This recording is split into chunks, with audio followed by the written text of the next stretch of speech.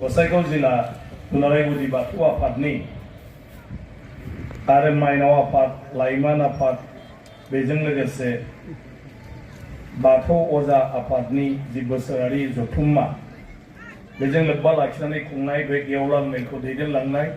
जों बयनिबो सिबिजाथाव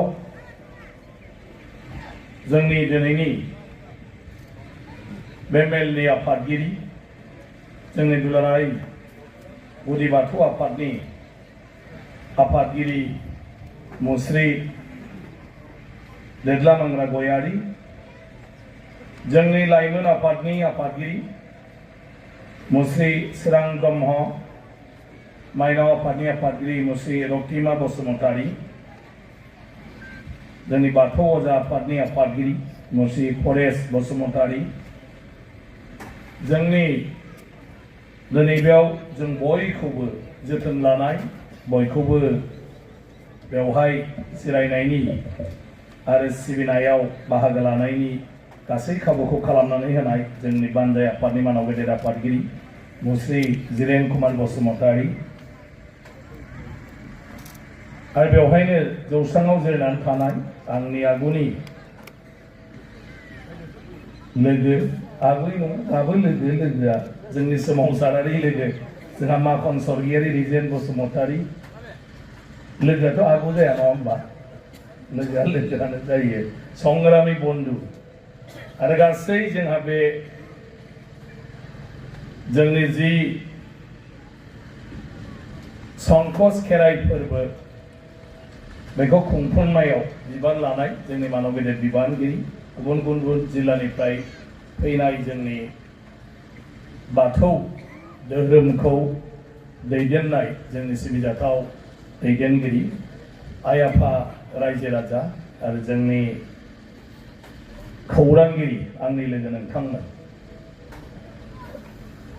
गिबियावनो आं बयनिसिमबो जोंनि बे खेराइ फोरबोनि गाहाम हामलायनायखौ बावहरबाय आरो आफा बोराइ बाथौनिसिम गोसो गोथारै सिबिनायखौ बावहरबाय आरो आफा बोराइ बाथौआ जेब्लायबो जाहाथे जोंखौ बिदिनो अनहरो जोंखौ बिदिनो आलो गोजोन लाखियो जोंनो जेब्लायबो बोर सारस्रिहरो थांनाय समफ्राव जेरैबायदि जोंखौ बायदिसिना खैदां खैफोदनिफ्राय रैखाथि होनानै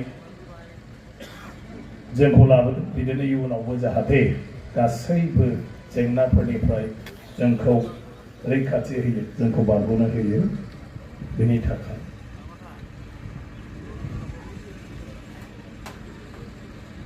इसोर नङाबा जेबो गैया इसोरानो गासिबो आरो जोंनि इसोरानो जाहैबाय आफा बोराइ बाथौ आरो जोंहा बर' समाजाव फोथायनाय जे जोंनि गासैबोआनो आफा बोराइ बाथौनि सोरजिगिरिनि आनान गसाइ जोंहा बेबायदि जेबो आलादा जारिमिन गैया जेराव मानसि हिसाबै जोङो माखौबा सोरजिनानै लादों जोंनि समाजाव जों रावबो मोनथिनो रोङा जों मालानिफ्राय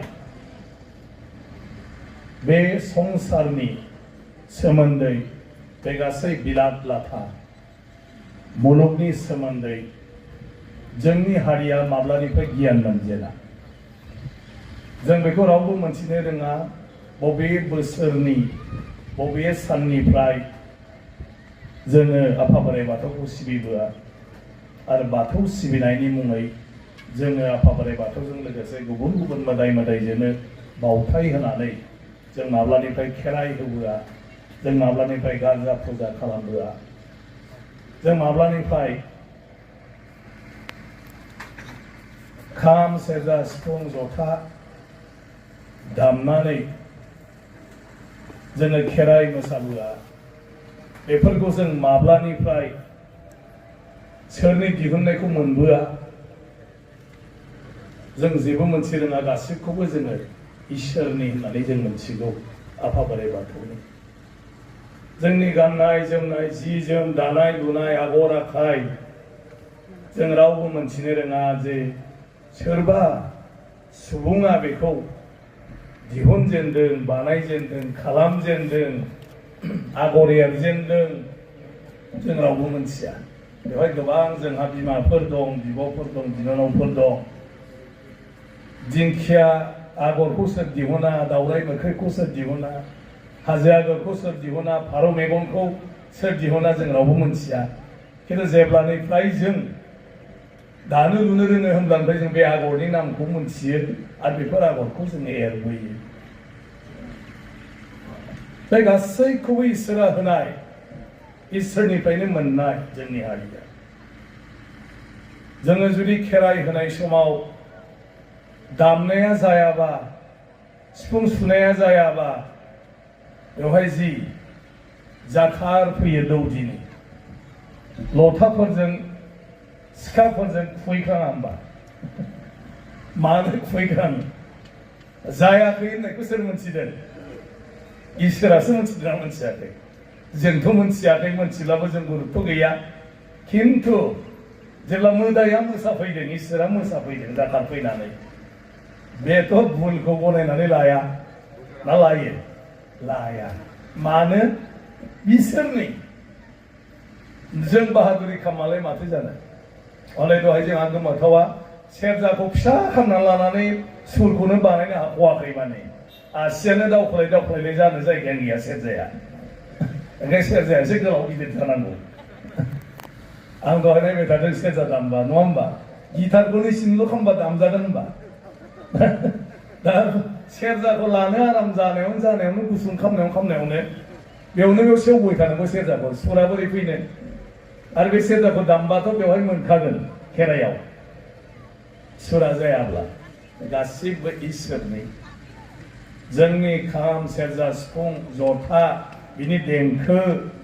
गासै खेराइनि मोसानाय बिनि देंखो बे गासैबो जोंनो इसोरानो होदों इसोरानो फोरोंदों माब्ला बेखौ दिनैसिम रावबो बिजिरगिरिफ्रा संदानगिरिफ्रा स्कलारफ्रा दिहुननो हायाखै बर'फोरनि धोरोमा माब्ला हिन्दु धोरोम ख्रिस्टान धोरोम बुद्धिस्ट धोरोम इस्लाम धोरोम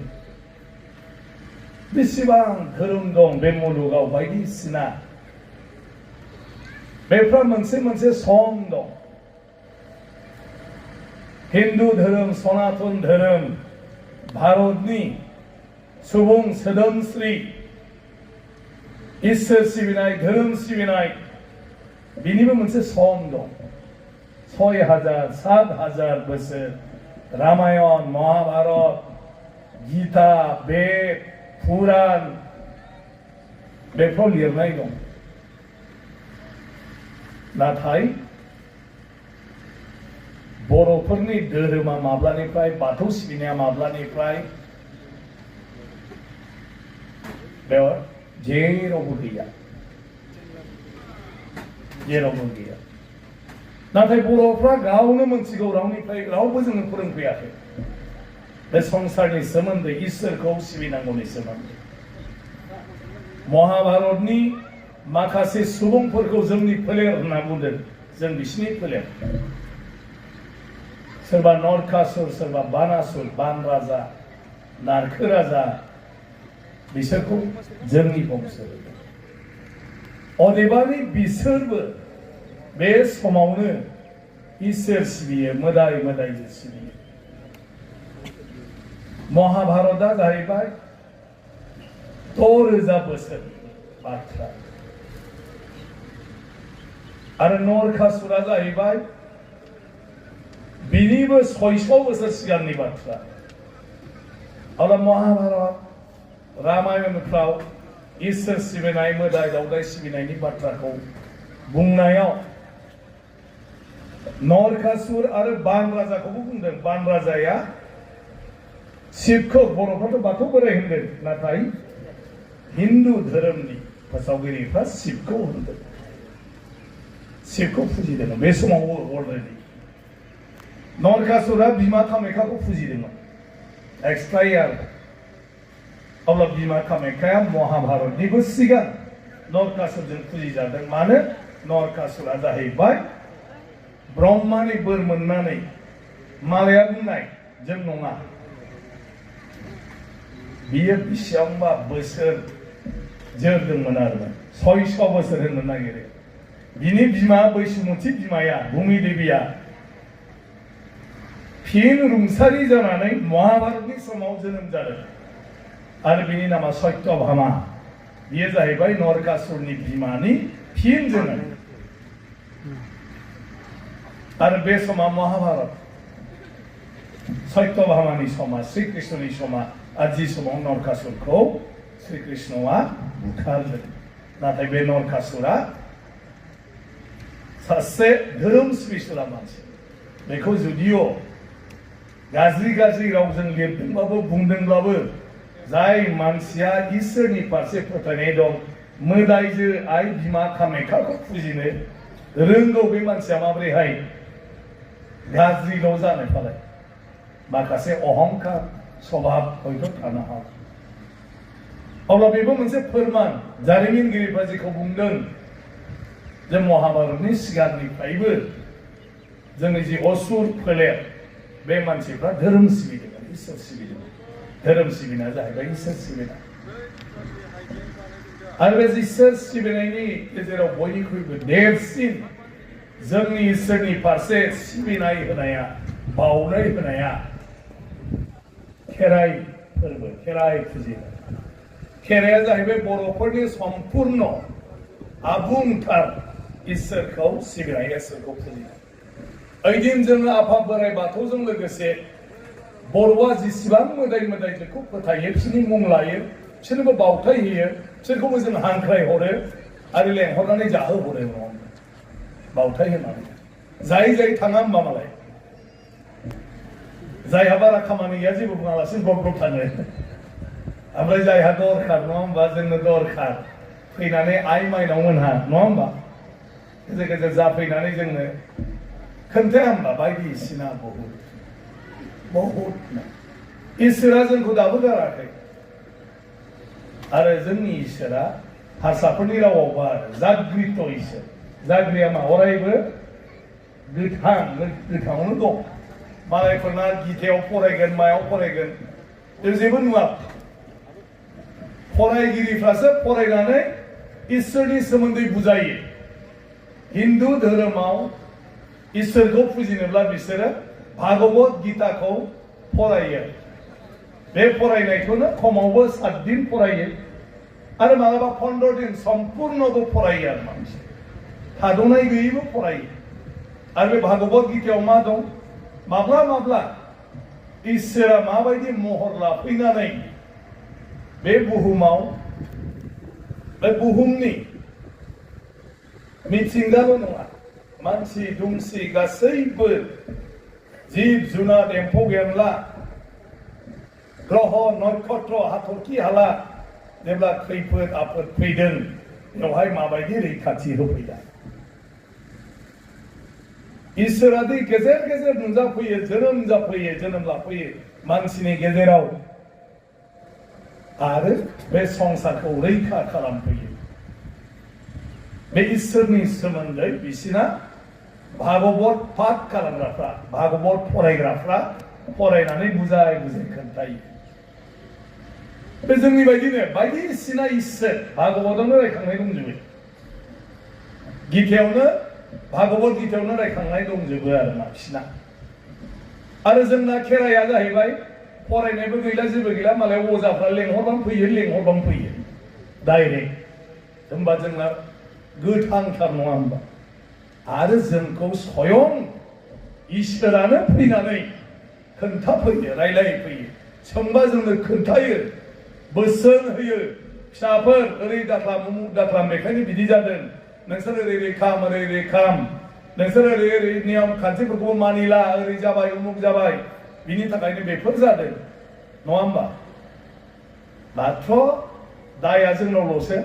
इसोरनाव सोङो इसोरा खोन्थायो बेखौ खिन्थु खेराइसालिनिफ्राय थांखांनायनि उनाव जों फालिया बर'फोरनि गोरोन्थिया बेल' बर'फोरनि गोरोन्थिया खेराइयाव जेसेबां जोंनो बुंफैयोना बेखौ जोङो मावनांगौ होननानै साननानै लाया मिनिलायनानैल' सोंलायबाय थायो रायलायबाय थायो नङा दालाय इसोरखौलाय माबा माबिसो मिनिलायबाय थाया जोंना इसोरा फैबा 어떠서 지 성을 근타에 아솔 그타고는 성아जोङो मोनथिबायना आरो मानो आंथ' होनो मालाय गोरोंफ्राथ' थांखाया खेराइयाव मालायनिफ्राय खोनानायखौसो लिरनायावथ' उल्था पाल्टा जालांजोब्बाय जोंना दा लिरनानैसो उल्था पाल्टा जादों खेराइसालियाव थिगैनो दं दाबो थिगैनो दं नाथाय खेराइसालियाव थांफेरालासिनो मालायनाव थांनानै फावथेन खाथाजों सोनै सोनै लिरनायावसो गन्डगला जाबाय थादों जोंनिया नङा होमबा बेयावथ' दा गुदि बिजौ होननाय जेबो गैया होनना ओंखायनो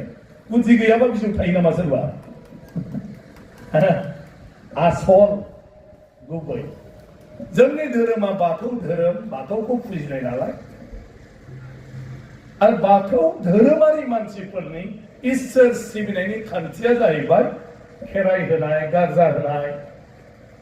मालाबा इसोरखौ खैफोद आफोद जायोब्ला मोदाय दावदाय होनाय नङा होमबा मोदाय दावदाय होनाय माने मा मोदाय होनाय माने मोदायनो जोङो बावथाय होनानै बिनि सोलाय जोंनि मोजांनि थाखाय जोङो मदद बिनाय सहाय बिनाय नङा होमबा उदै साब्ला मा साब्ला दावदै दैसे बावबाय आफा बिनि सोलाय उदै सानायखौ फाहामदो नङा होमबा बेखौ होबाय हाममारबायबो आरो मिथिबाय हामबाय नालाय खोथा होनाय दंमोन आरो दै सेराव थांनानै मोदाय थाग्रा जायगायाव थांनानै आरो हैफिनबावबाय आरो गारहैबाय मोदाय गारबाय मोदाय होनानै दोननाय थिखांना दोननायखौ गारहैया होमबा गासै लिरनायफ्रासो ना जायाखै जोंना गन्डगल बेबायदि माखासे बुस्थुफ्रा जुदि थिगै खालामबा बेसेबां मोजां गासिबो सुन्दर गय जरा फाथै जराजों सिबिनाया जोंनि हारियावल' दं आथिखालाव जायफ्रा खालामो बिसोर जाबाय जोंनिफ्राय सोलोंफैनाय बर'फोरनि धोरोम सिबिनाय लाइजौ बनाया जोंनिफ्राय आरो दिनै जायफ्रा गोदान सिबिफैदों बिसोरो लाइजौ बनानै इसोरखौ मान होनाय सिबिनाय बावथाय होनायखौ जोंनिफ्राय सोलोंनाय गासिबो बेनिखाय गासिबो जोंनाव दंखाजोबो नाथाय मोजाङा जानांगौबा फिथाइया मोननांगौब्ला अब्लाथ' जों गोसो गोरबोजों फोथायथिखौ लानानै इसोरनि सिगाङाव जेखौ बुङो जेखौ हास्थायो बेखौ जों मावनांगौ नङा होनबा नोङो दा गथ' गथाय फरिखा होनांगौ फरिखा होगासिनो दं जे हे आफा आंना फिसाया देग्लाय मेट्रिक होगोन आंना फिसाया बिए होगोन आंना फिसाया हायार सेकेन्डारि होगोन आंना फिसाया इन्टारभिउ होगोन आफा जेबो रोङा आंना फिसाया नों नङाबा राहा गैया नोंनो नायहरनांगोन नोंनो अनहरनांगोन नोंनो बोर हरनांगोन जों मालाबा भुल मावदोंब्लाबो गोरोन्थि मावदोंब्लाबो दाय फोदो मावदोंब्लाबो बिनि थाखाय फिसाखौ जेबो खस्थ' होनो मोननाय नङा आफा जोंखौ निमाहा होनानै फिसाखौ आशीर्बाद होनांगोन आरोथ' फंबा फंनै बुंना लायो जे आफा बे जायोबा ओरै खालामगोन उमुक खालामगोन ओरै खिन्थु खामना खामा उनाव खामा जाखांबाथाय बावबाय इसोर साख्रिया मोनबाथाय बावबाय इसोरखौ नङा होमबा जोंना साख्रि मोनबाथ' बियो आर'ज गाबनो मानसि लेंफिननो खामाना खामा खेबसे फुजा होस्राङा बावनानै थायो जों खुगाजों होमबा इसोराबो जोंखौ सानना साना साला फालथुफ्रा ओरैसो बुङोलै होआ ओंखायनो दे गथ'आथ' माथो होननानै इसोरा बोर हरो जोंनिफ्राय आसा खालामा इसोरा बारा खारन जों खोथा लाखिया नालाय ओमफ्राय इसोरनाव नों जेखौ बिदों गाव मावनांगौ ना मावनाङा जे फिसाया फरायदोंना फरायाखै बेखौथ' नों नायनांगोन इसोराव बिबाल'थ' जाया बे नोंनि दायित्व फिसानो मा नांगौ मा नाङा टिउसनसिम नों होनांगोन ना होनाङा इसोरखौल' बुंबाय थानानै नों जुदि गावहा जेबो खालामा जेबो बुङा जोथोन लाया फिसाया बोरै जानांगौ गोग्लैदों बिमाजों बिफाजों फाला बदल जालायनानै सोरनिबा हाबा हुखायाव थांब्लाबो नाङा सानैबो थांबा गथ'जों सोर थानो नोंल' थांदो आं थानोसै आरो दा खनसेनियाव आं थांगोन दे नों होनबा था फिसाफोरखौ दा गालाङोब्ला बिसोर गोदाव सोराव जागोन फरायनाय नङा बेबायदि जुदि नोङो रानलायनानै दायित्व लानानै फिसाखौ जोथोन लायाब्ला इसोरखौल' बुंनानै गय फाथै होनानै खुलुमनानैल' मा जानो आरो जायाबा बुंसै आरो लाब गैयालै एथ' फुजा होबाय माबाय माथो फुदा जायासै गावनि मावनाया जायोबासो फिथाइया थायगोन नङा होमबा नोङो हालेवाखै नोंनि दुब्लियाव दैयानो गैया नोङो हाग्राखौनो फुवाखै नङा होमबा नोंनि माइया आइ बिमा माइनावनो आइ बिमा लोखिनो नोङो सानफ्रामबो गय फाथै जरा होनानै खुलुमबाय थाबा बोरै जानांगौ जाखो नोंथ' हालेवनांगोन नोंथ' जोथोन लानांगोन नङा होमबा खोथिया माने फोखांनानै गायनानै नोंथ' दै रानदोंना दैया बारा लोमनानै दं बेखौथ' नों नायनांगोन हाग्रा दुदोंना मादों बेखौथ' नों नायनांगोन बेबायदि जोथोन लायोब्ला जोंनि आइ बिमा माइनावा जोंनो आंखाल गैयै सनानि माइ बिदां जोंनो हरगोन आरोना खिन्थु खुगाजोंल' फुजिनानै खुगाजोंल' बिनानै जाजानो लुगैबाय थायोबाथ' जेबो जानाय नङा गतिके सोबानो जोंनि सायाव कर्म नङाब्ला जेबो जाया खामानिखौबो जों मावनांगोन दा जों दा बर' हारिनि बिराद खोथा रायलायो खिन्थु जोङो आफादाव थांखि लानाय खामानिखौ रावबो मावफुंलायनो नागिरा ओंखायनो जोंना जेबो जाया आं दिनै फैजेननायनिफ्राय बुंबाय थादों दिनै संकसआ 10 बोसोर जाबाय खेराइ होनाया दाबो जिन्स लंपेन्ट जुथा गाननानै फैगासिनो दं गामसाखौनो गानाखै दाबो नङा हिनजावफ्राथ' मालाय देरदों दख'ना माबा माबि सेन्देलल' गाननानै फैदों हौवाफ्राथ' बिराद जुथा मजा जिन्स गाननानै फैजोबदों माला सोलायगोन माला जागोन जोंनि फुजायाव जों माला गोसो होनो हागोन सोरबा मोनसे लंपेन्ट आंना जजाथारालै थांलायबाय बियो खायदा खालामनानै खेराइयाव जफाला बियो आं लंपेन्ट गानदोंलै आं दाउखौ हमनो हाया आं फारौखौ हमनो हाया नङा होमबा आं गयखौ लांनो हायो लांदो बे मावला मानो लंपेन्ट उसुबिदा मोनसै दाखायनो दहायबो होनदां दैदेनगिरिफोरखौ जों माखासे थांखि लानानै बे थांखिखौ साफ्रोमबोआबो जुदि गनायलायाब्ला जों हास्थायनाय जों लुबैनाय बायदि जोंनि धोरोम सिबिनायाव जोंनि जि हारिमु बे बोरै जों लुबैनाय बायदि मोजां जानो जों साफ्रोमबो बेफोर बाथ्राफोरखौ मानिलायोब्लासो समायना नुगोन नङा होनबा आंथ' दिनै खावलायदों बेवहाय लंपेन्ट गाननायखौनो गाखोहोनो नाङा लंपेन्ट गाननायखौनो बेयाव हाबहोनो नाङा सोरबा लामायाव लाजिबा मनायाव गामसाखौ लाबोनानै बेवहाय गानस्लायफैनांगौ नङा होमबा गामसाखौ लानानै फैनांगौ बेवहाय गानस्लायफैनांगौ थांबा लंपेन्ट गाननानै मा खालामो थांफिनबानो जाबाय खिन्थु जेला खेराइ फोरबोनि कमप्लेक्सआव सफैबाय बेवहाय जों बयबो गामसा गाननांगौ सेन्देलाथ' बयनिफ्राय गानहोखाया मालाय माला होनबालाय सिथा गानबोनानै आंहाथ' हावाइ सेन्देल गानबोखादों ओंखायनो बेवहाय फैनानै नों मा लाब जानो दा जोंनि फालिनायनि सायाव धोरोमा दंखायो धोरोमा मोजांखा जोंनि गुदि सुबुंफ्रा जेफोर नेम खान्थि होलांदों जायखौ जोंनि आइ आफा आबौ आबै आयंमोननि सिगांसिन आयं सियायंमोन बिसोर गासिबखौबो मालाय गथि फोरोंलांखाजोबदों दा जोङो दिनैनि गोदान मुगायाव बोरैहाय जों साबना हामना खालामनो दा खेराइखौ जों होखायो होग्राफ्रा अदेबानि जों संकस खेराइ फोरबो होनदों संकस खेराइ दुलाराय गुदि बाथौ गौथुमा संकस खेराइखौ आरो दस्रा सानफ्रोमबो होबाय थानाय खेराइनिख्रुइ माबायदि साबसिन खेराइ खालामनो नागिरदों माबोरै बयजोंबो फैजानाय बयजोंबो नायफैजानाय बयजोंबो खुलुमजानाय बयजोंबो बाख्नायजानाय गोमोजानाय जों मारै खालामनो नागिरदों एसे आलदा जानाङा होनबा बियो संकस खेराइया नङा होनबा गामियावथ' जों खेराइ होखायो खेराइ होग्राफ्रा ओंखायनो दहाय खावलायदों बुंदों जे संकसनि सानथाम खेराइ फोरबोआव सानथामावबो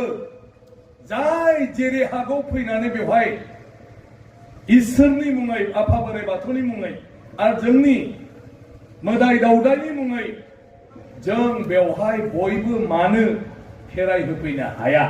फैखायोबालाय नङा होमबा फैखायोबालाय बाखि दिनाव जों ओरैनो फैगासिनो दं सानसेल'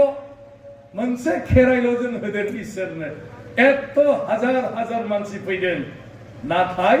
इसोरनो जोङो मोनसे जायगायावनो एसेल' बावथाय होदों खिन्थु जों बयबो गामि गामि फैनानै गावबा गाव खेराइ होफैयोबा हरसेयावनो 10टा 15टा खेराइया बेयावबो जागोन बैयावबो जागोन इसोरनो जाय जेरै हागौ गतिके हरथामबा 30टा खेराइ दा जोंहा खेराइ होग्रा गामिफोर दालाय आफादफोर जोंहा बेसेबां दं बे गासिबबाबो बेवहाय गावबा गाव खरसाजों खेराइ होफैनो जों हायोना हाया खेराइ फोरबोआव संकसनि खेराइयाव बिनि बादै माखासे मानसिफ्रा व्यक्तिगत जे आंहाबो न'आव ओरै दं उमुक दं तुमुक दं बिनि थाखाय आंबो बावनो नागिरदों आंबो होनो नागिरदों जायखि खेराइ होआ बेवहाय थांनानै नै आंनिफ्राय बे फिथाइ सामथाइ गय फाथै प्रसाद दाउ फारौ आंनि फिसानि नामै ओरैनि नामै होबाय आरो माबायाव बयबो दान बिनि उनाव खेराइ होनायनि सिगां जायफोर होफैदों बेखौ खेबसे रायसननानै होबाय आरो मा रायसनना होमबा खोन्थानानै होबाय आरो मा इसोरनो नै उमुगाबो आफा नोंनि नामाव नै आइ नोंनि मुङै नोंसिनि मुङै ओरै होफैदों बिनि माबा बेखौबो नायहरनांगोन नै उमुगाबो उमुग होफैदों नै उमुगाबो उमुग होफैदों बे जोब्बाय दे दानिया जों आरम्भ खालामसै खेराइखौ आरम्भ जाबाय आरो बिनि उनाव गतिके बे फोरबोखौ जों बे लेभेलसिम लाङोबासो ना राजुहुआ खेराइ फोरबो खिन्थु मोनसेल' खेराइ बिनि थाखाय जों बेयाव बिराद मोनसे सिमां नुदों नाथाय बेयाव मा जागोन आं होनबाय थानाया जों मा खालामनो प्रजेक्टखौ जों बानायग्रोनांगौ जोंनि धोरोम सिबिनायनि गेजेरजों खेराइ होनायनि गेजेरजों जों माब्रैहाय जोंनिल' नङा जासे सुबुं समाज बे मुनुस मायाल' नङा बे गासै मुलुगनि मोजांनि थाखाय इसोरनाव जों माबायदि आरज गाबख'नो नागिरदों गतिके मोनायाव खेराइ जाबाय सानाव बयबो फैबाय सानाव बाथौखौ खुलुमबाय बाथौ थाबाय मोनसे बाखि खेराइ थाबाय जायफ्रा खेराइ होआ बिसोरबो फैबाय बिसोर बाथौआव खुलुमबाय बाथौआव सिबिफैबाय बाखि समखौ नाथाय जेब्ला मोना जाबाय खेराइ जाबाय खेराइखौथ' सानाव होआ खोमा बेवहाय ना सानाव खेराइ होआ सानाव खेराइ मोनायाव बाथौखौल' खुलुमफैगोन मानसिफ्रा बाथौआवनो प्रसाद तसाद होफैगोन बाथौआवनो माइरं दैरं इसोरनो होफैगोन आरो जायहा खेराइयाव होफैनो गोसो बिसोर मोनायाव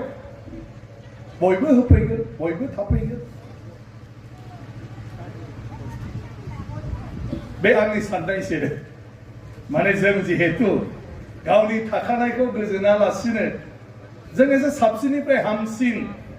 आरो बयबो मोनथिसिननाय आरो बयबो सिबिनो हानायनि गोरलै राहा सानफ्रोमबोनि जिउआव जोङो बेवहाय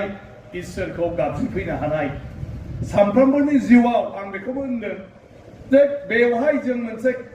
संकसनि खेराइसालि बेखौ जों मोनसे कमप्लेक्स हिसाबै डेभेलप खालामनो नागिरदों नालाय जिखुनु समावनो सोरहाबा गावनि व्यक्तिगत जिउआव जुदि खेबसे खेराइ होनो सानदोंब्ला गासिबो आफा बोराइ बाथौजों लोगोसे मोदाय दावदायखौ खेबसे खेराइ होस्रांनानै बावस्रांनो लुगैदोंब्ला बिसोरो बेवहाय हारसिंबो खेराइखौ होफैनो हागोन आरो बिनि थाखाय खेराइ होनानै होग्रा जोंहा अजा आरो बाखि मानसिफ्रा थागोन खालामना होगोन बेबायदि मोनसे जों राहा खालामनो हायो नङाब्ला बोसोरसेयाव खेबसेल' संकसआव खेराइ जागोन बाखि समाव मा जागोन बेफोर गासैखौबो सावरायलायनानै आरो गासैबो आइ आफा रायजो राजाया जुदि बेवहाय बाहागो लाफायो मदद होयो आरो जेखौ थांखि लायो बेखौ जुदि मावलाङोब्ला आं सानो जोंनि दैदेनगिरिफ्रा जिबायदि मोनसे सिमां लानानै खामानि मावगासिनो दं बियो जुग जुग इयुनाव जोंनि धोरोमनि जि खान्थिफोर सिबिनायनि बेफोरखौ लाखिलांनायाव आरो बिनिफ्रायनो धोरोमखौ सिबिनायनि बेलायाव जोङो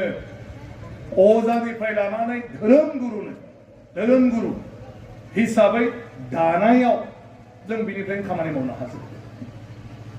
सानफ्रोमबोनि जिउआव बाथौखौ जों बोरै फुजिनांगौ, खेराइनि समाव खेराइ फुजा होयोब्ला जों बेवहाय मा नांगौ मा नाङा, जोंहा अजानि अभाब, माबोरैहाय अजा जानो गोसो थानाय मानसिफोरखौ जों बेवहाय गोरलैयैनो अजानि गियानखौ होनो हायो। लासैनो जोंहाबो बेवहाय डिग्री होलायनो हानाय बेबस्था खेराइयावबो, खेराइनि अजाफ्राबो गुरुसिम थाहैनांगौ आरो गुरुसिम थाहैनांगौब्ला जोंहाबो बेवहाय डिग्री होलायनाय थानांगोन आरो। प्रथमा जाहैबाय नोंनि सिबिनायाव मा नांगौ मा नाङा इन्ट्रडाक्सन, बेखौ नों मोनथिबासो अबेबा मोनसेनि जगालिखौ नों जानो हागोन। नैथियाव जाहैबाय माबोरैहाय जों इसोरखौ गाबज्रिनांगौ हांख्रायनांगौ बिनि मन्त्रफ्रा मा बेखौ रोंनांगौ। थामथियाव जाहैबाय जों मानो होयो बेफोर फुजाफोरखौ, बिनि गुबै जाहोना मा, ओंथिया मा, बिनि दारै जों मा मुलाम्फा जानो हायो, बे इसोर सिबिनायनि खेराइ होनायनि बिनि महत्व। बिनि उनाव जाहैबाय धोरोम, बाथौ धोरोम, बाथौआ मा आरो बाथौ धोरोम सिबियारिफ्रा इसोरखौ जेब्लायबो मोननो थाखाय आरो जेब्लायबो बिसोरखौ गोजोन होनो थाखाय जों माब्रै फुजा होयो गासैखौबो। मोनसेया जाहैबाय मुलुगनि गुबुन गुबुन धोरोमजों बाथौ धोरोम बिनि जिथु रुजुनायाव जोंनिया बबेया मा बायदि जोंनिया आरो गुबुन धोरोमाव बेफोरो माबायदि आरो बेनि गेजेराव जोंनि फोथायथिया मा, गुबुननि फोथायथिया मा, बेबायदि जोंनि गुदि बाथौ धोरोमनि धोरोम गुरुफ्राबो ख्रिस्टाननि सोमोन्दैबो गासिबो फोरमायनो हानाय जानांगोन, बुद्धिस्टनि सोमोन्दैबो गासिबो फोरमायनो हानाय जानांगोन, इस्लाम धोरोमनि सोमोन्दैबो गासिबो फोरमायनो हानाय जानांगोन, जैन धोरोमानो जा बा जोंनि सतसंगी धोरोमानो जा, बैष्णव धर्मआनो जा, बायदिसिना बेफोरनि सायाव गासैबो गियानखौ आयत्त खालामनानै जोङो बेखौ लानानै गासिबो बाथ्राफोरखौ मालायनो फोरमायनो हानाय, जोंनि सिबियारिफोरनो बुजायनो हानाय, फोरमायनो हानाय, बेसिम जोंहाबो जाहैनांगोन। आरो बिनि थाखाय जों दानिफ्रायनो मावलाङोब्लासो फैबाय थानाय 20-30 बोसोराव बेफोर जोंनि गेजेराव जोंनि समाजाव जागोन। जोंहाबो गुरु नांसिगौ आरो गुरु नांगौब्ला बेबायदि माखासे राहा लानायजोंसो जोंनि गुरुफोरखौबो जोङो माखासे सारियाव जों दोननो हागोन। जोंनि गुरुखौ जों जेब्लायबो मान होनांगौ, जोंनि अजाखौ जों जेब्लायबो मान होनांगौ। अजाया जोंनि सिबियारिफोरखौ लानानै ओरैबायदि मोनसे साहस खालामनांगौ, बे आइ आफा रायजो राजा थानायाव आंहा गिनांगौ जेबो गैया। बे आइ आफा रायजो राजायानो आंनि न'नि, आंनि बिदा, आंनि फंबाय, आंनि बिमा, आंनि बिफा, आंनि फिसा, बेबायदि साननो हानाय मोनसे आबहावा जों सोरजिनानै होनांगौ। सानफ्रोमबो अजाखौ नुबानो अननाय, अजाखौ मदद होनाय, अजाखौ खबर लानाय, अजाखौ जोथोन लानाय, बेखौ जों धोरोम सिबियारिफ्रा माब्रै खालामनो? जेरै मालायनि धोरोमाव जों नुयो, बिसोरनि धोरोम गुरु फैयोबा बयबो साहा कापसे लोंनो लिङो, माबोरै दं खबर लायो, हा थांनो नागिरदों खबर लायो, जेसे हागौ मदद होनो नागिरो, ओंखाम जादोंना जायाखै खबर लायो, गारि मथरजों बे थांगोन जायगायाव दोननानै फैनो थोनलायलायो, जे नों दोनलांदो, जोंहा उमुक फैदों, ओरै फैदों, बेखौ एसे दोननानै फैयोब्ला मोजां। जों माला बेबायदि जानो हानो जोंनि गेजेराव? जे अजाखौ नुबानो आफा बबाव फैदों, आफा जोंनाव फै साहा लोंला, ओंखाम बबाव जानो नागिरदों जोंनावनो जालांदोंना, दिनै सानसे जोंनावनो थाना, नों बबाव थांनो नागिरदों उमुगाव मानो थांनो र' आङो नोंखौ दोनहैनो थोननि जोंनि फिसाखौ जे आफा नै बे आफाखौ नोङो मटर साइकेलजों दोननानै फैथा सोरबा अजा लोमजादोंनो बे अजा लोमजानायखौ जों हाजार हाजार माब्रै नायनो हायो बयबो थाइसे थाइनै होनानै बिनि सिकित्सानि थाखाय जों माब्रै मदद होनो हायो बिनाङा जासे जों माब्ला बेबायदि जानो जों जेब्लासिम बिदि जानो हाया अब्लासिम रावबो न' बां गारनानै जोंनि धोरोम आरो जोंनि इसोर सिबिनाय जोंनि मोदाय दावदाय होनाय बिनि दायित्वखौ लानो बेसेबाङा ओंखारगोन कारण जोंनि हारियाव गोदोनिफ्रायनो जों नुबोदों गामियाव दौरि जानांगौब्ला सोरखौ जों बासियो जायहा फंसेबो आं सोलाबालाय होननो साहस गैया बिदिसो जों नारसिनना होजोबो गामिनि बयनिख्रुइ रोंसिनै बयनिख्रुइबो अबस्था गाज्रि बयनिख्रुइबो एमब्रानो हायै बे मानसिखौ जोङो दौरिदों बोसोरनै बोसोरथाम फाला दोनलायनानै बेहा माबा मोनसेबाथाय साननै गाहाम रसा नांबाय आरो बेहा मोनजाया जेबो माबा मोनसे फुजा फाथाल बेहा फुङावनो सिखारनानै गासिबो थिगथाक खालामनांगौ खिन्थु मानसिफ्रा हयथ' 11टा बारायावसो सहैगोन आरोखि माखासेया खिन्थु बेहा बेखौ खालामजोबनांगौ गासिबो खिन्थु बिनि न'आव जानो दंना गैया बेखौ जों रावबो खबर लाया बेहा मा दुखु जादों मा सुखु जादों बेखौ जों खबर लाया आरो बिनि जिथु सन्मान गामियाव जेबो गैया मालाया ब्रेंसियाव सियाराव जजोबबा बेहा गलियाव जिरायगोन जोंना दौरिया आरो बेखौनो जों गामिनि आसार खान्थिखौ लाखिनो थाखाय सासे नांथारगौ होननानै जों बेखौ बानायनानै दोनो गुबुन धोरोमाव धोरोमनि बिथिङाव जाय खामानि मावग्रा बिनि मान मर्यादाया बेसेबां गिदिर सासे मन्थ्रिबाबो जेबो नङा आं बायदि स्पिकारबाबो जेबो नङा धोरोम गुरुनि खाथियाव बेवहाय थाङोबा साधारन मानसि जाजोबो बयबो नों फोरोंगिरि जानो हागौ नों साख्रिआवला जानो हागौ नों अफिसार जानो हागौ नों मन्थ्रि एमएलए जानो हागौ नाथाय बियो बिसिनि धोरोम गुरुनि खाथियाव जेबो नङा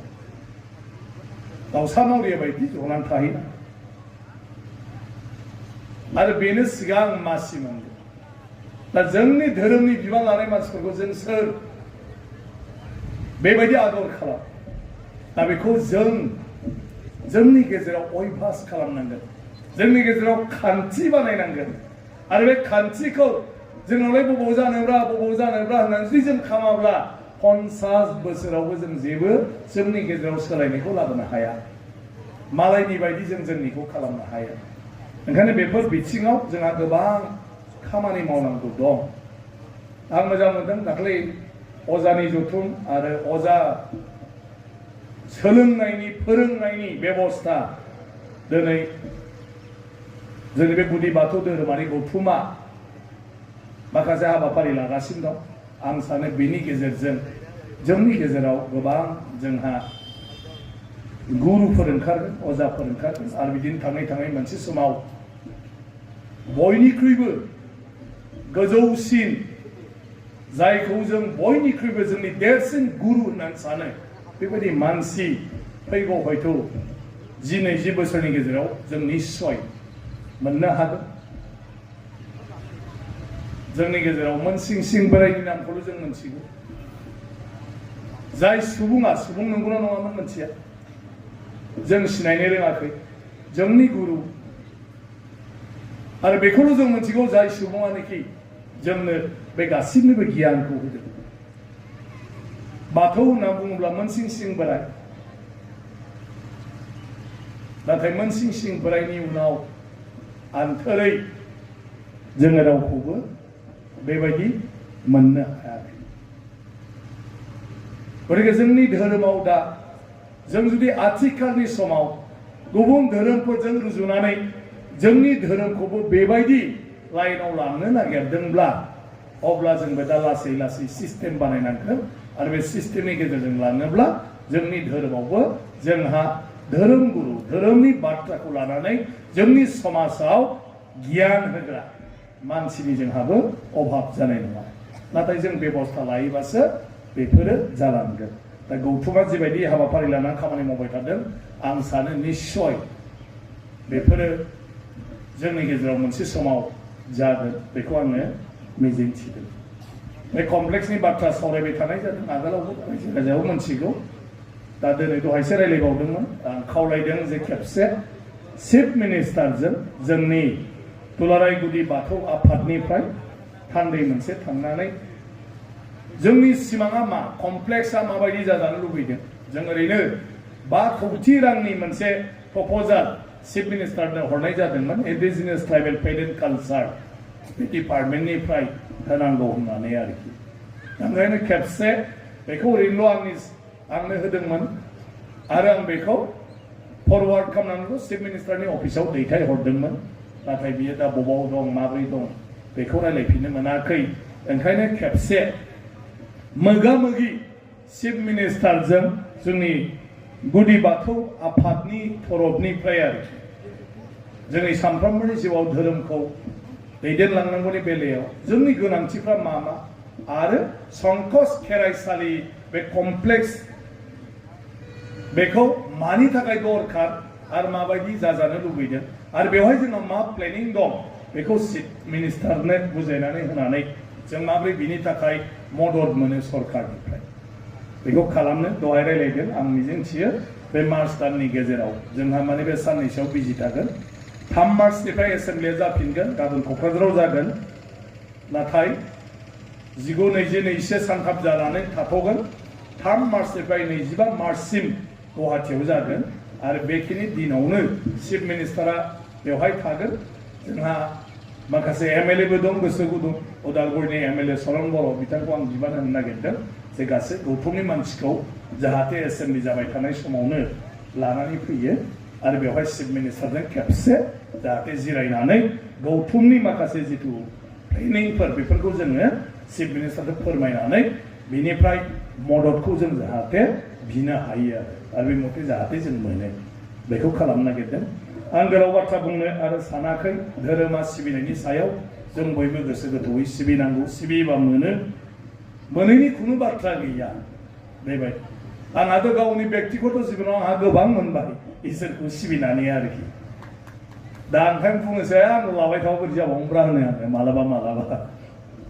गोबां आंहा बेबायदि माखासे बिदिन्थि दङ आरोखि दा बेखौथ' गाव आन्दाज लाबासो मोनदाङो नोंथांमोनावबो दं सिबिनायनि गेजेरजों दिनै बे खेराव फैदों मालाबा माबा मोनसे बुंदों बिदों मादों बे माबायदि सोलायनाय फैदों गावबा गाव आन्दाज लायोबा मोनगोन आरो सोलायनाय फैयो इसोरनिफ्राय जों मोनो जोंहा बेनि सायाव फोथायथि थानांगौ नाथाय जोङो सिबिनायखौबो लाखिनांगौ आरो बे सिबिनायनि गेजेरजोंसो जोंनि गोसोखौ जोङो मोनसे गोथों लामाजों जों दैदेनलांनो हायो जोंनि गाज्रि साननाय हनायफोरखौ जों दबथायनो हायो एसेब्लाबो बे मोजां जागोनसे आयु इसोरा मा सानगोन बे साननाया फैबानो जाबाय नङा होमबा गोसोआव बिदि इनडाइरेक्ट जों थोंजोङै मोना खेंस्लाय जों जुदि इसोरनि खाथियाव बुंबाय थायो जों एसे लाजिया होनबा गावखौनो गाव आं दहाय होननाय बायदि नों इसोरनाव सानफ्रामबो माइरं दैरं धोन सम्पतिनि बाथ्रा बुंनानै बाथि सावबाय थायो मावा दाङालासिनो थानो एसे लाजिया होनबा इसोरा मा साननांगौ आंखौ होनबाथ' एसे मावगोन मावबासो नों मोनगोन ना आं दहाय होननाया फिसाखौल' मोजां जा होनबाय थानानै नों इसोरखौ बुंबाय थायो एसेथ' न' गारोबा गोसो खांगोन ना आयु आं इसोरखौसो बुंबाय थायो आं गावनो थायाबा गावनो नायाब्ला मारै जागोन दे गथिखे इसोर सिबिनायजों जोङो गोहो मोनो सक्ति मोनो आं मोनसे उदाहरन जेब्लायबो होबाय थायो जे नोङो दिनै फुङावनो माबा मोनसे रायलायहैगोन सोरजोंबा खामानि हाबायनायानो जा जियानो जा खामानिया जाथ्राखै आरो नों जुदि इसोरनि फारसे फोथायनाय गैया आं बुंबाय थायो बे उदाहरनखौ नों हिनजावनोबो खोन्थाया नङा होमबा हौवाफ्रा बबाव थांगोनखौ खोन्थागोन होनबा मा रायलायगोन नों खोन्थाला हिनजावनोबो माला जेबो गैला फुङाव एकदमबारे आथिं आखाइ सुबा दुगै फाटाफाट ओंखारबाय थादों साइकेल दोनदों बायह्रायाव मनाबो दोनदों माबो दोनदों जेला रेडि जानानै ओंखारबाय साइकेला गैया दाना साइकेला गैया दावराव जाबाय सोर लांखो साइकेला दाना बिसिया एकदमबारे आरो फाग्लासो लांबाय दां फिसालाया लांदों खोमा जेन'बा फाग्लाया लाङाखै बे आं बे न'आव बेखायनो मोजां मोनला नोंसोरखौ नोंसोर बायदि गाज्रि मानसि रावबो गैया होननानै फुङावनो फिसा बिसि रायग्लुंसै मालाया मानि थां साला नोंसोर मानि थां नाम्बार नागिरहै रायलाबायसै गासिबो अबाव दं सोरखौबा नुदों नामा नागिरहैनोसै फिसालाया साइकेलखौ लाबोफिनसै दाना मनाया जेराव दोनदों गैलालाय आं बे दोनखानाय मनाखौ सोर लांखो बिसिया होनसै आयौ नोंसोर आंलाय मानो मना थालाबायदों होननानै थिखांहैदों रायलायबाय हिनजावखौबो नोंबो बे उल्थाखौसो मावनो मोजां मोनखायो होननानै हिनजावखौ थिगसे रायनोसै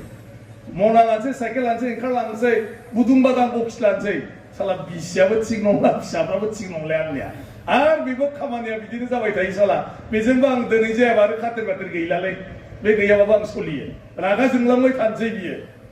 आंखौ बेबायदि खालामबाय थानो नाङा बियो ओजों न'आवबो बेनो आरो साला बायहेरायावबो बेनो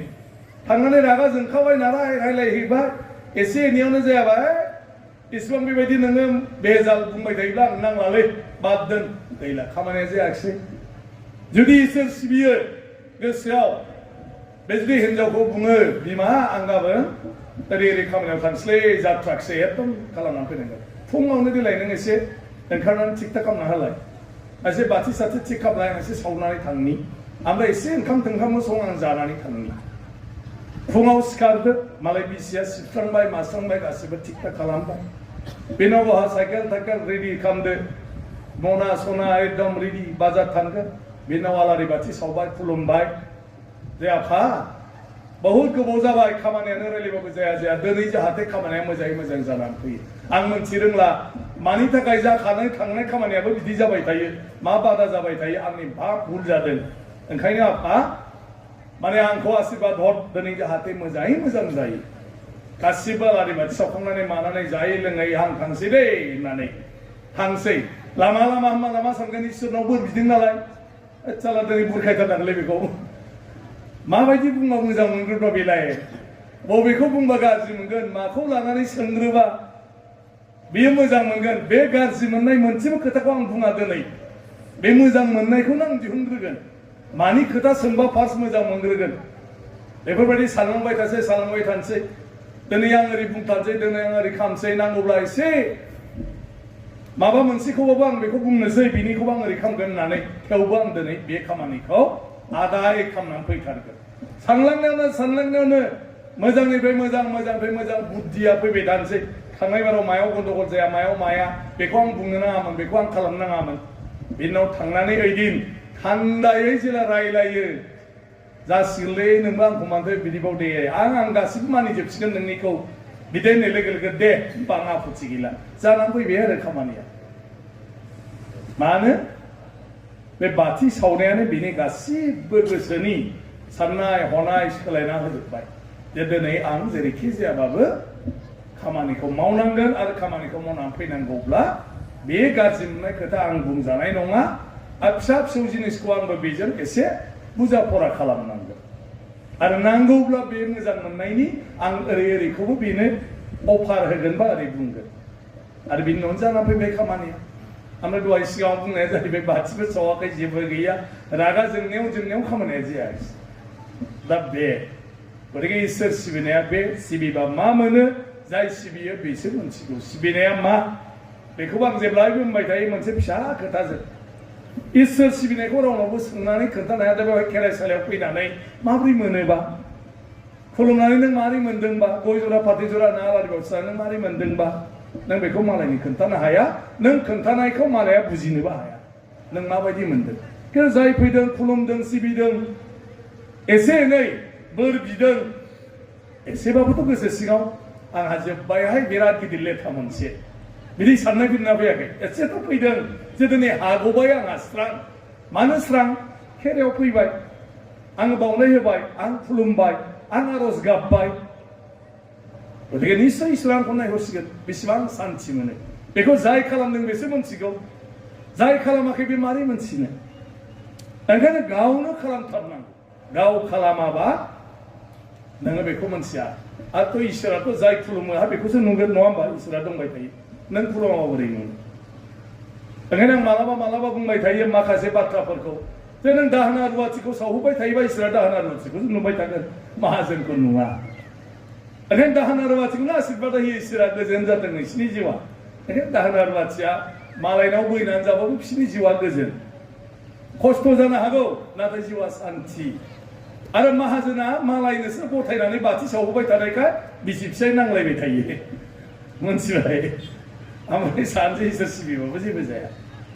खारन इसोरा नुवाखैनो बेखौ खालि जगारल' होफैदों थावल' होफैदों प्रसादल' होफैदों बुंबाय थादों बे सावनानै दोन दिनै बाथिया सावखौनो सावदिया दाहोना रुवाथिखौल' बुंहरगासिनो दं इसोराथ' सोरखौ नुदों जाय सावदों ओंखायनो मालाय रुवाथिखौ आशीर्बाद होदों दाहोनाखौ आशीर्बाद होदों फिसा मालाय गोजोनै जागासिनो दं गावनिया फिसा फिसौ बन्द हरगासिनो गथिखे इसोराबो जों बायदिनो बिमा बिफा जेरै माहाजोननि न'खराव मा जायोमोन गोदो खालि रुवाथिखौल' फिसालाखौ नायनो दोनबाय थायो नै आमोखि माने बाबु फैबाय ओंखामा नायद' कलेजनिफ्राय फैबाय नालाय नै आमोखि एसे बे गस्ला लंपेन्टआ सुनानै हो आमोखि बे बिसिनाफ्रा नायना हो आमोखि साहा लोंगोनदां सों दाना मालाय रुवाथियाबो आदा ओंखाम जानोसै नामा आदा लंपेन्टखौ सुनोसै आदा बिसिना सादरा बिराद गाज्रि जाबाय आदा दै लोंनो नामा आदा साहा लोंनो नामा फिसालाया गलिबाय मालाय रुवाथिखौ एथ' मोजां खबर लाबाय थायो जि नांगौ बेखौ होयो बिमाया साबसिन ना बे साबसिन दानिया गोसोथोबाय हाखा माहाजोन बोराय बुरिया फाग्ला सेस फाग्ला रुवाथिखौनो गोसोथोबाय मानो गोसोथोखो रुवाथिखौ बिमायाथ' होआखैना ओंखामखौ बिमायाथ' लंपेन्ट गस्ला सुवाखै बिमायाथ' बिसिनाखौ सुवाखै बिमायाथ' मा जादों उखैदों ना मादों गांदों सोङाखै गथिखे सोर सोंदों रुवाथियासो सोंबाय थादों बे रुवाथिनिफ्राय साबसिन बे सेंग्रानि थाखाय सोर थाबावनांगौ दुनियावलाय मोनथिबाय बेबायदि इसोराबो बेनो जोंखौ जुदि नुवाबा इसोरा जायखौ नुयो इसोरा बेखौनो मोजां मोनो आरो बे रुवाथि दाहोनायाबो नोंनि थाखाय बिगोन नामा बाराबा बुंगोन आरोबो आंनो एसे दरमाहा बुरजा मोननाय खालामना होआफा